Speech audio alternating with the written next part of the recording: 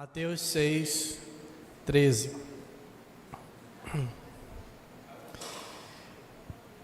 A parte B do versículo, que diz assim: pois teu é o reino, o poder e a glória para sempre. Amém. Amém? Coloque a mão sobre o seu coração. Nessa noite, Senhor, estamos aqui porque te amamos, amamos a tua presença, Senhor. Amamos o teu mover, o teu agir. Ó Senhor, nós pedimos que o Senhor receba a nossa adoração nessa noite. Estamos, Senhor, de coração levando o nosso louvor a Ti nessa noite. Aceite como um incenso suave as Tuas narinas, Pai. Queremos sair daqui dessa noite cheios do Teu Espírito, vivificados pela Tua palavra, Senhor. Traga entendimento aos nossos corações, à nossa mente, Senhor. Que haja uma mudança de mentalidade e que possamos, Senhor, nessa noite receber, mas também, Senhor, dar muito mais do que aquilo que temos recebido. Que possamos sair daqui e transmitir, Senhor, a Tua verdade para o mundo, para as pessoas que necessitam.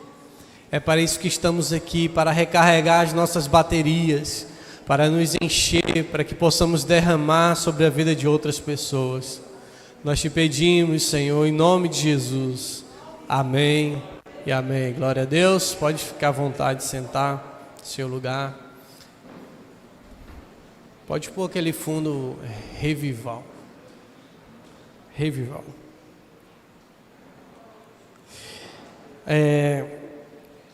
Estamos falando alguns domingos sobre a oração que o Senhor nos ensinou. A oração que Jesus nos ensinou. Pai nosso que estás nos céus, santificado seja o teu nome, venha o teu reino, seja feita a tua vontade, assim na terra como é feita no céu. O pão nosso de cada dia nos dá hoje. Perdoa as nossas dívidas, assim como nós perdoamos os nossos devedores. E não nos deixes cair em tentação, mas livra-nos do mal. E os domingos passados nós falamos cada domingo sobre um pedaço dessa oração, uma parte dessa oração. E hoje Jesus, quer falar conosco sobre como Ele termina essa oração. Porque essa oração que Ele ensinou para mim e ensinou para você. Ele disse: é assim que vocês devem orar. Então, mais do que uma repetição, essa oração não é apenas para a gente decorar e repetir de maneira automática. Mas essa oração é para a gente basear a nossa vida nela. É para que a gente possa colocar em prática aquilo que nós estamos falando. Então Jesus está nos dando um modelo de oração, um modelo para viver a nossa vida. Porque nessa oração nós aprendemos muitos princípios. Aprendemos sobre a paternidade de Deus, sobre a vontade, sobre o reino de Deus. Aprendemos que temos que perdoar, assim como o Senhor tem nos perdoado, nós temos que perdoar. Aprendemos que Ele é o pão vivo que desceu do céu, Ele é o pão da vida, Ele é o pão que nós precisamos todos os dias. É Ele que nos livra do mal, é Ele que não nos deixa cair em tentação, mas quando nós estamos na sua dependência. Então, irmãos, a oração do Pai Nosso é para a gente viver e não apenas repetir. E Jesus inicia ela falando do reino, inicia essa oração falando: venha o teu reino, seja feita a tua vontade, santificado seja o teu nome. Então Jesus começa a oração, logo após dizer Pai nosso que estás no céu, Ele diz: santo é o teu nome. Ele começa adorando, engrandecendo o Pai e falando: venha o teu reino. Da mesma forma que Jesus começa, Jesus termina essa oração dizendo: pois teu é o reino, o poder e a glória para sempre. Amém.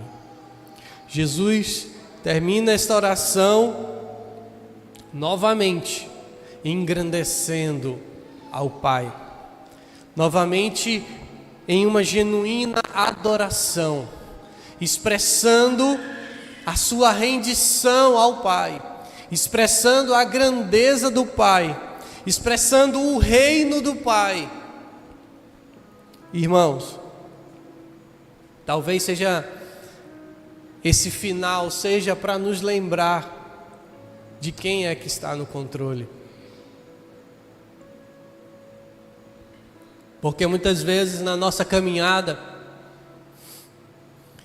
nós vamos vivendo com Jesus e as coisas vão acontecendo, os milagres vão acontecendo, os livramentos vão acontecendo, né? Livra-nos do mal, não nos deixe cair em tentação, né? Vivemos uma vida de santificação, somos bons cristãos e estamos ali comendo daquele pão e começamos então a viver o reino dele. Venha o teu reino, seja feita a tua vontade, assim na terra como é no céu, e a gente começa a nos envolver com o reino de Deus, e as coisas começam a acontecer através de nós, porque o reino é manifestado através dos filhos de Deus.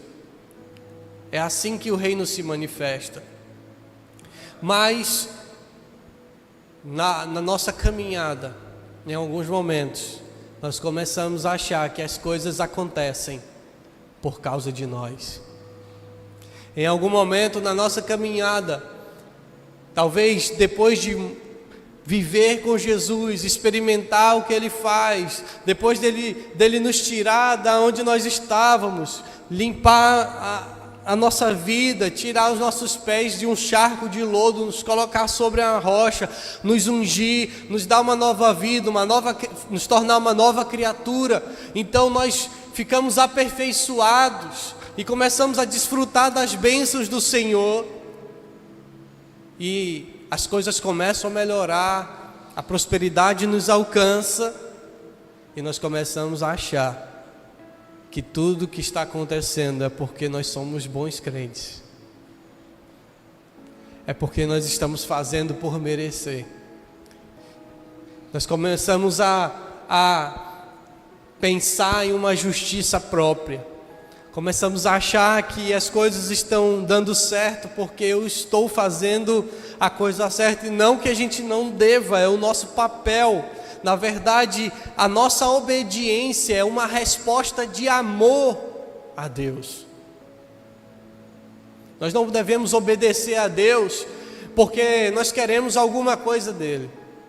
Nós devemos obedecê-lo porque nós o amamos e queremos agradá-lo. Então, mas muitas vezes na vida cristã nós começamos a achar que as coisas acontecem por causa de nós mesmos. Começamos até a achar que o reino é nosso. Sabe, tem pessoas que se acham donas de outras pessoas, quando se colocam em uma posição de liderança. E eu como pastor dessa igreja, eu não sou dono de ninguém. A pastora não é dono de ninguém, os pastores que lideram o ministério, nós não somos donos das pessoas. Na verdade, existe um dono e o nome dele é Jesus. Foi Ele que nos comprou com alto preço, foi Ele que pagou o preço do nosso resgate. Então Ele é o nosso dono, Ele é o nosso Senhor. Se você não sabe, Senhor significa dono. E se você chama Jesus de Senhor, isso significa que você está dizendo que Ele é o dono da sua vida. Então você não pode viver do seu jeito, se Jesus é seu Senhor. Você tem que viver do jeito dele. Então, nós não somos donos das pessoas, somos apenas os mordomos, porque Ele nos colocou em um papel de responsabilidade, de autoridade, não para a gente subjugar as pessoas, mas para a gente ser exemplo para as pessoas. Então, como pastores, nós estamos apenas cumprindo um ide de Jesus, como Ele disse para Pedro: tu me amas, então apacenta as minhas ovelhas. E o que nós fazemos, irmãos, é simplesmente porque amamos a Jesus. E continuamos fazendo porque nós amamos a Jesus, e Ele nos pediu para pastorear as suas ovelhas. As ovelhas não são nossas, são dele, mas Ele coloca o cuidado das ovelhas em nossas mãos. Ele constituiu 5 ministérios: pastores, mestres, profetas, evangelistas e apóstolos. Depois a gente conversa, tá, irmão? Deixa eu terminar a ministração. E nós precisamos entender que Ele é o nosso dono, que Ele é aquele que tem o domínio de tudo. E nós temos que entender que somos apenas cooperadores do seu reino. Somos apenas aqueles que servem. E Jesus disse: aquele que quiser ser o maior no meu reino. Sabe, irmãos, eu vejo tantas pessoas buscando reconhecimento dentro do reino de Deus. E agora, mais cedo, eu vi um vídeo, por sinal, muito impactante, de um ministro de louvor, que ele fala que o Espírito Santo o confrontou depois de que ele chegou ao conhecimento público. Ele se tornou famoso e ele perdeu o propósito e começou a se encantar pelos números, pelos seguidores, pelas viagens, pelas ofertas. E o Espírito Santo deu uma dura nele, e ele ficou 2 a 3 anos criando coragem para mexer naquilo que ele já tinha se acostumado, para abandonar aquele sistema mercadológico gospel. E agora, acho que não sei se foi esse ano, ele recebeu um prêmio como melhor compositor, melhor produtor musical de um evento gospel aí, que entrega o Oscar, né? E ele não foi, porque nós não precisamos de troféus. Se nós recebermos o reconhecimento humano, nós vamos perder o reconhecimento daquele que está trazendo o nosso galardão, a nossa recompensa. Jesus fala sobre isso, quando ele manda entrar no quarto, fechar a porta. Ele diz: ora teu pai que está em secreto, e teu pai que te vê em secreto te recompensará. Porque se você está fazendo alguma coisa para as pessoas te reconhecerem, o reconhecimento delas será o teu pagamento. Mas se você faz algo para o reino de Deus, para Deus, independente se as pessoas vão ver ou não, o seu reconhecimento e a sua recompensa virá do Senhor. Então nós não podemos perder o senso de que o reino não é nosso, o reino não é meu e não é seu, o reino é dele. E talvez por isso Jesus encerra essa oração nos lembrando, para que a gente não se encante com as nossas conquistas, para que a gente não se encante com os lugares de autoridade que o Senhor vai nos colocar, não apenas dentro da igreja, mas fora dela. Talvez Deus vai te levantar para ir em lugares altos, para te colocar entre as pessoas poderosas desse mundo, seja no âmbito político, seja no âmbito comercial, empresarial, seja dentro do judiciário, seja em qualquer área da vida. Mas nós não podemos nos esquecer que as coisas que estão acontecendo em nossa vida não é porque nós somos bons, é porque o reino é dele. Teu é o reino, teu é o poder e tua é a glória. A glória tem que ser para ele. Tudo aquilo que somos, que fazemos, que vivemos, precisamos dedicar a ele. Não podemos cair no engano de Satanás. Porque você sabe o motivo, né? Porque Lúcifer deixou de ser Lúcifer. Porque ele se orgulhou de si mesmo. E ele quis ser igual. Ele não quis ser superior, irmãos. Ele não quis ser superior. Ele quis ser igual a Deus. E sabe, tem muitas pessoas se vestindo com a glória que não é delas, com a glória que é de Deus. E quando nós nos vestimos com a glória que é de Deus, nós estamos caminhando para a queda.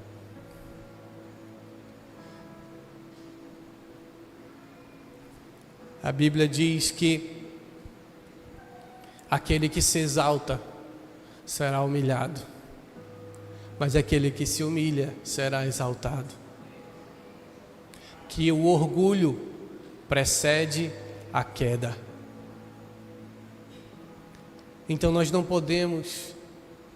Paulo diz: se eu tenho que me gloriar em alguma coisa, que eu me glorie no Senhor. Olha os feitos do apóstolo Paulo, irmãos. Ele escreveu mais da metade do Novo Testamento. Ele abriu diversas igrejas. Ele levou o evangelho de Israel para as nações. Ele fez grandes coisas. Mas ele não se gloriava pelas coisas que ele havia feito. Ele tinha apenas um motivo para se orgulhar. É que ele tinha o Senhor, que a vida era dele, era do Senhor. O Senhor era tudo para ele, e ele se considerava o maior dos pecadores. Sabe, quando você começar a crescer, quando Deus começar a te abençoar, quando você começar a prosperar, não se esqueça que o que você tem, o que você é e aonde você vai chegar é por causa dele. É por causa dele. Porque se nós esquecermos disso, nós vamos perder o senso de propósito e vamos ser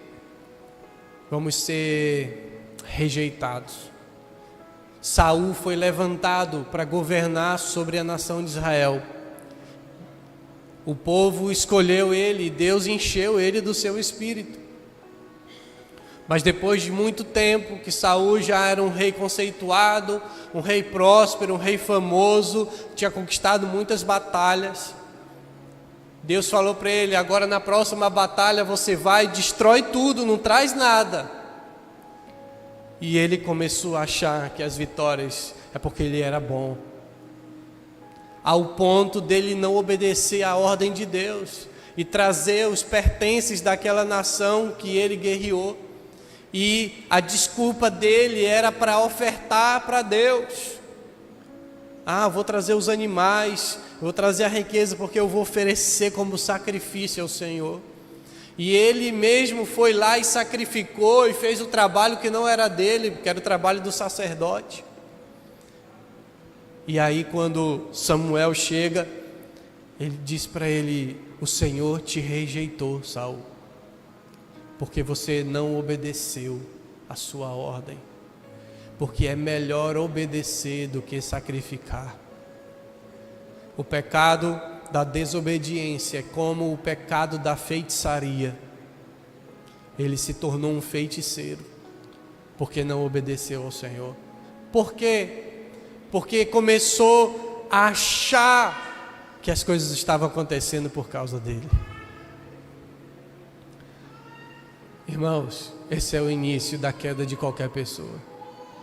Quando ele começa a achar que as coisas estão acontecendo por causa dele, por causa da sua sabedoria, por causa da sua capacidade teológica ou da sua capacidade científica, com as suas habilidades de como administrar os recursos ou de como gerir as pessoas. Não, irmãos. É Ele. É Ele que nos dá sabedoria. É Ele que nos enche de força. É Ele que nos dá o ar para respirarmos e podermos fazer aquilo que precisamos fazer. É Ele que abre as portas e nos abençoa. Abençoa o trabalho das nossas mãos. É Ele. Teu é o reino. Jesus estava lembrando-os: Pai, tudo é por causa de Ti. Teu é o reino. Eu estou submisso a Ti, meu Rei. Eu estou submisso a Ti, meu Rei.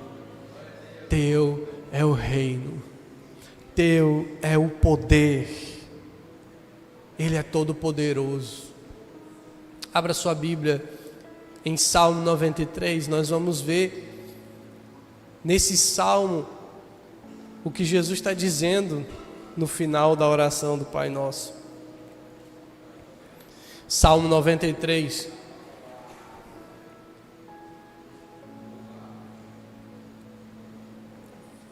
Diz assim: o Senhor reina. Diga comigo: o Senhor reina. Está vestido de majestade. Sim, o Senhor está vestido de majestade e armado de força.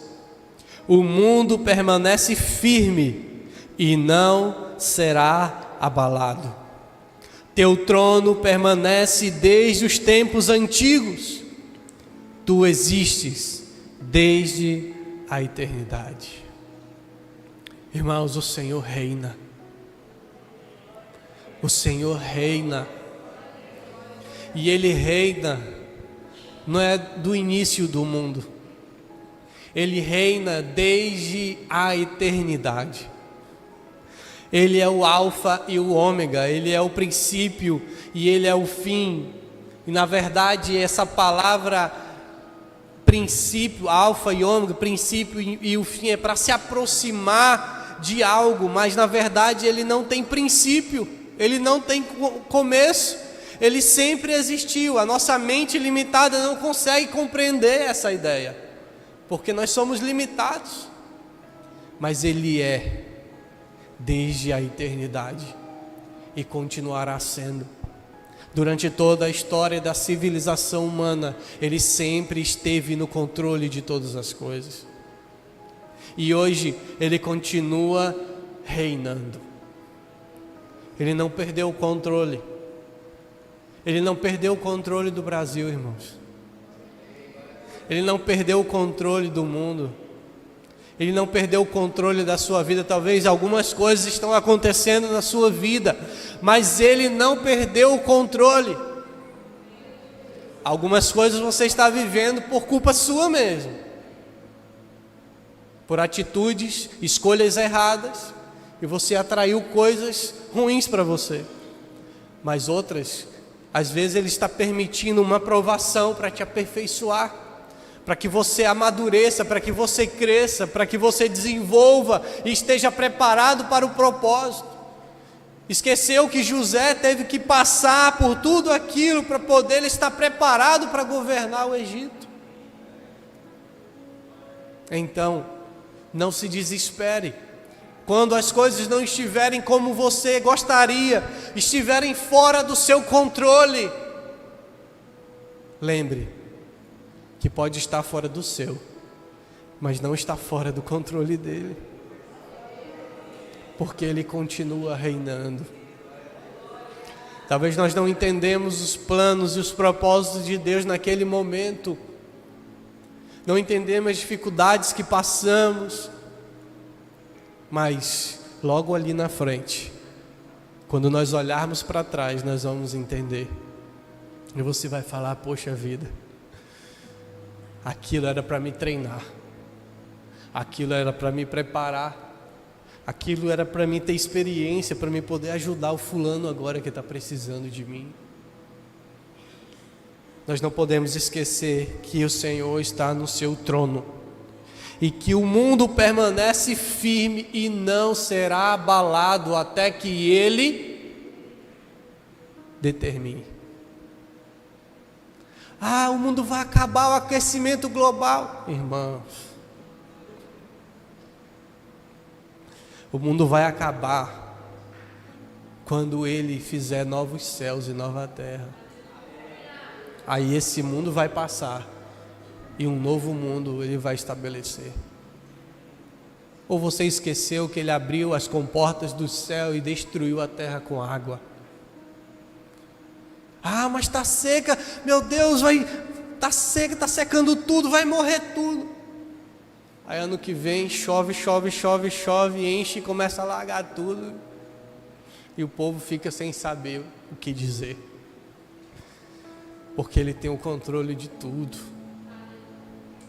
Nenhuma folha cai se Ele não permitir.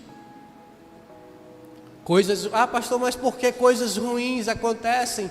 Porque tem tanta gente passando fome, Irmãos, Ele permite que as consequências do pecado alcancem as pessoas. E a consequência do pecado alcança até a 4ª geração daqueles que aborrecem ao Senhor. Então, as coisas ruins que acontecem no mundo é consequência do pecado do homem.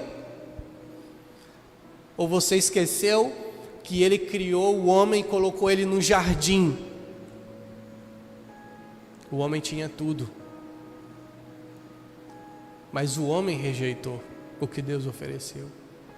Então o mundo hoje passa por muitas coisas pela escolha errada do ser humano. Mas Ele está voltando para pôr tudo no lugar. Ele está voltando para fazer justiça. Ele está voltando para acabar com a dor, com o choro, com a tristeza, com o pecado. E tudo vai voltar como o Senhor sempre sonhou que fosse, como Ele designou que fosse. Então, dele é o reino e dele é o poder. Olha o que diz no versículo 3: as águas subiram ao Senhor, as águas rugiram como trovão, as águas levantaram ondas impetuosas. Mais poderoso que o estrondo dos mares, mais poderoso que as ondas que rebentam na praia. Você já viu a fúria do mar? Você já viu o que a força da água faz? Nós já vimos cenas de destruição, né? Agora, lá no Rio Grande do Sul. Vimos lá em Minas, Brumadinho, quando rebentou aquela barragem. A fúria da água, a força destrói tudo que está pela frente. E o mar, quando um navio está em alto mar e o mar se agita. Irmãos, a palavra diz que mais poderoso que o estrondo dos mares, mais poderoso que as ondas que rebentam na praia, mais poderoso que tudo isso é o Senhor nas alturas. Ele é poderoso. Nós servimos a um Deus poderoso, a um Deus que tem todo o poder. Todo o poder. Ele é todo poderoso. Quando eu leio Apocalipse, o meu coração treme diante do poder de Deus. Porque se você vê lá o que vai acontecer com aqueles que rejeitaram a Jesus, irmãos, Nós precisamos entender e saber o Deus a quem nós servimos. Porque muitas vezes nós não conseguimos desfrutar da vida que Ele veio nos dar, porque nós não conhecemos o Deus que servimos. Nós não conhecemos o seu poder, ou nós conhecemos a Deus por partes, apenas uma parte de Deus. Nós ensinamos aqui ontem na aula do curso De Volta ao Primeiro Amor, que as pessoas conhecem a Deus, conhecem a Jesus, de acordo com aquilo que é pregado a elas. Se ensinamos para as pessoas que Jesus é o Deus que salva, então as pessoas vão conhecer o Deus que salva. Mas se ensinamos que Ele é o Deus que cura, as pessoas vão conhecer o Deus que cura. Então a pergunta é: você conhece o Deus que você serve? Ah, pastor, eu vejo tantas pessoas desfrutando do poder de Deus e de milagres e tudo, e não acontece nada comigo. Talvez seja porque você não conhece o poder de Deus. E a palavra diz: errais em não conhecer as Escrituras e nem o poder de Deus. E sabe como o poder de Deus é manifestado a nós hoje? Por meio do Espírito Santo de Deus. Em Atos 1:8 ele diz: mas recebereis poder ao descer sobre vós o Espírito Santo. O poder de Deus está dentro de você. O poder para ressuscitar. O mesmo Espírito que ressuscitou Jesus dentre os mortos, o mesmo Espírito é o Espírito que habita dentro de todo aquele que entregou a sua vida a Jesus. Então, o poder do universo está dentro de você, mas talvez você não usa. Sabe alguém que tem uma Ferrari na garagem, mas não coloca gasolina? Tem um motorzão, tem muita potência, mas sem gasolina, é melhor ter um Fusca, né? Que pelo menos o Fusca vai andar. Não adianta ter uma Ferrari e não ter gasolina. Então, meus irmãos, nós precisamos saber o poder que nós temos, que Deus nos deu. Não é nosso esse poder. Eu quero deixar isso bem claro, para a gente lembrar que o reino é dele, o poder é dele, mas ele confiou esse poder a nós, para habitar dentro da gente, para a gente, através desse poder, edificar o reino que é dele. Teu é o poder, tua é a glória. Versículo 5, Salmo 93 diz: teus preceitos soberanos não podem ser alterados. Ou seja, ele não muda. Os princípios de Deus não mudam, irmão. Não caia na besteira de seguir a moda do mundo, porque o mundo muda, mas Deus não muda. Deus não muda. Deus não muda, nem a sua palavra muda. Não tem como alterar a Bíblia, não tem como mexer naquilo que ele já determinou. Ele disse: o mundo vai passar, mas as minhas palavras jamais passarão. E quem alterar, nem que seja uma vírgula da palavra, vai sofrer as consequências. Então, o mundo pode até repaginar e publicar uma Bíblia inclusiva, mas eles vão sofrer as consequências. Mas a palavra não muda, não muda. Teus preceitos soberanos não podem ser alterados. Teu reino, Senhor, é santo para todo o sempre. Tua é a glória, Senhor. Romanos 11, 33, diz assim: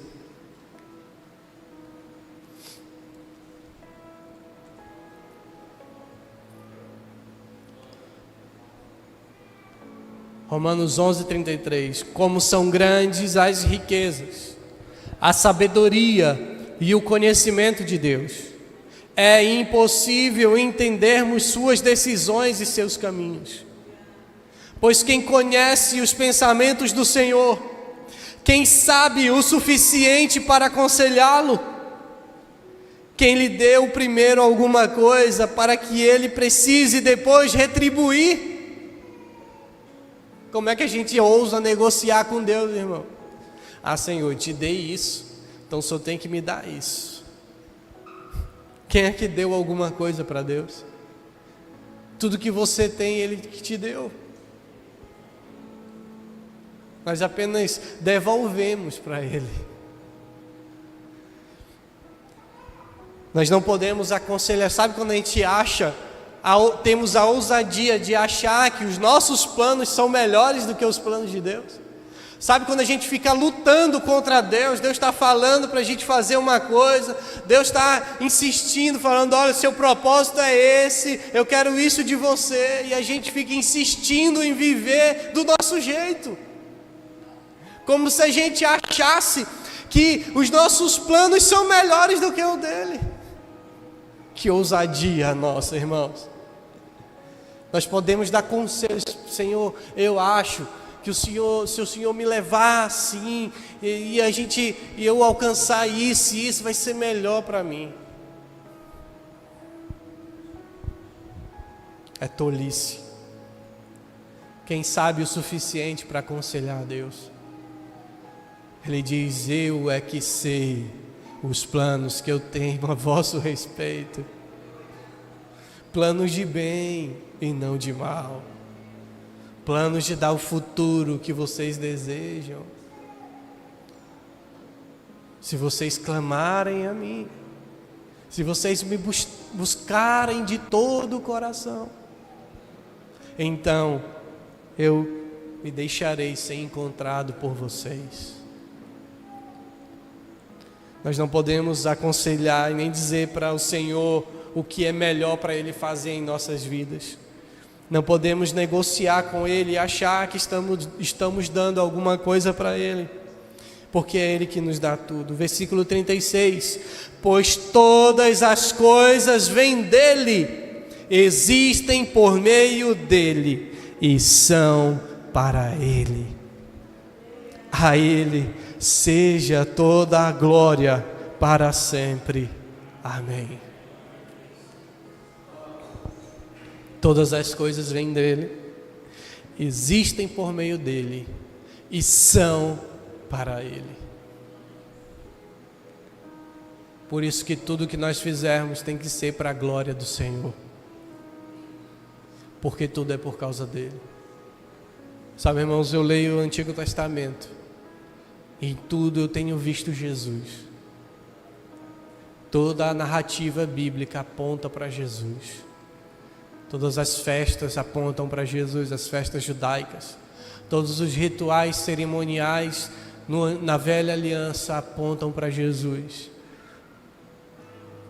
Os personagens bíblicos, desde o Gênesis, apontam para Jesus. Toda a narrativa bíblica está apontando para uma pessoa, para Jesus. Porque todas as coisas vêm dele, existem por meio dele e são para ele. Você está aqui por causa dele. Você existe por causa dele. Você deve viver a sua vida por ele.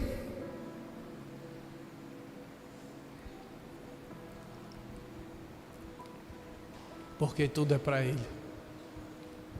Teu é o reino, o poder e a glória para sempre. Amém. Nós não podemos vestir a glória que é de Deus. A glória é dele. Ele é exaltado acima dos querubins. Ele é entronizado. Quando João viu, quando Isaías viu, em Isaías capítulo 6, ele viu o trono do Senhor. Ele viu o Senhor enchendo todo o templo com a sua glória. E ele caiu sem forças, desfalecendo diante da glória de Deus. João também, quando viu, teve a visão do Apocalipse, também viu a glória de Deus e ele caiu fraco diante da glória, da majestade do Senhor. E é por isso que os serafins, os querubins, os 24 anciãos, os 4 seres viventes, todo instante estão clamando: Santo, Santo, Santo é o Senhor, Deus Todo-Poderoso, aquele que era, que é e que há de vir. Digno é o Cordeiro de receber o louvor, a glória, a honra para todos sempre. Ele é digno. Se coloque de pé. O Ministério de Louvor pode vir aqui.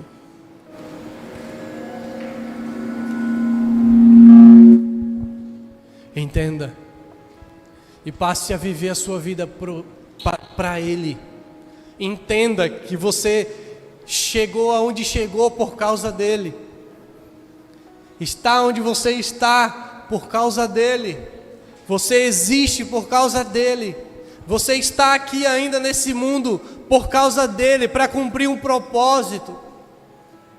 Tudo que você tem, tudo que você é, tudo que Ele confiou nas suas mãos, não é seu, é dele. Talvez seja por isso que quando a gente morre, a gente não pode levar nada, porque tudo é dele. Mas quando nós entendemos que tudo é dele e fazemos para ele, ele é aquele pai.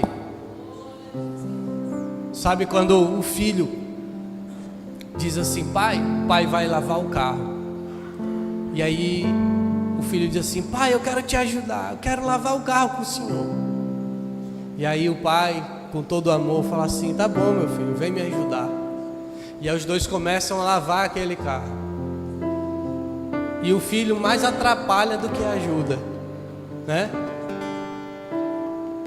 Lava de qualquer jeito e aquela coisa, e o pai está lá, todo feliz, ensinando o filho e deixando que o filho participe daquilo.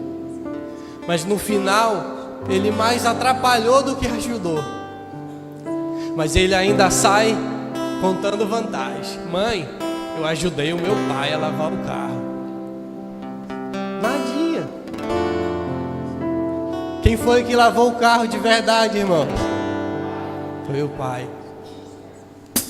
Mas o pai deixa o filho, né, achar que ele está cooperando, que ele está ajudando em alguma coisa, para ele se sentir importante, para ele se sentir participativo naquele trabalho, para ensinar também o seu filho a ser servo, a ajudar. Então, irmãos, Deus nos chamou como cooperadores do seu reino. Mas lá no final de tudo, quem fez toda a obra foi Ele.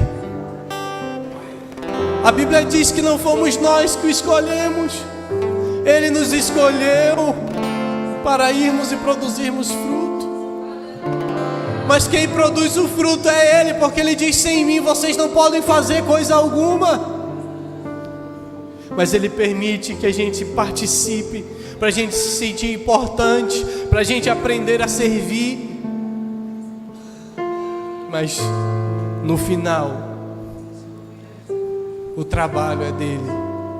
Quem fez tudo foi Ele.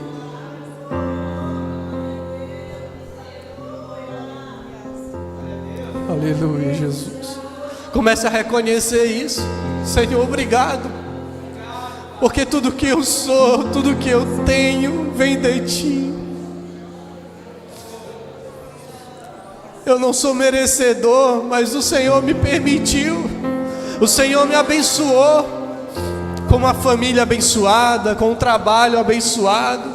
com uma profissão. O Senhor me deu sabedoria, me dá sabedoria todos os dias para eu exercer as minhas funções. O Senhor me dá saúde, o Senhor me capacita. Oh Jesus, porque dele, por ele, para ele são todas as coisas. Oh Senhor, Pai nosso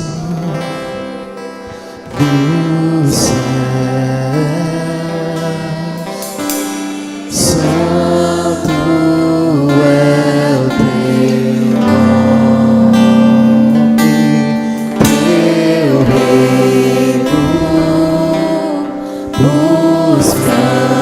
buscamos, tua vontade seja oh, aleluia. na terra como é nos céus. Deixa o céu descer na terra Oh Deus, como é oh Pai, nos céus. Deixa o céu descer. Deixa o céu descer.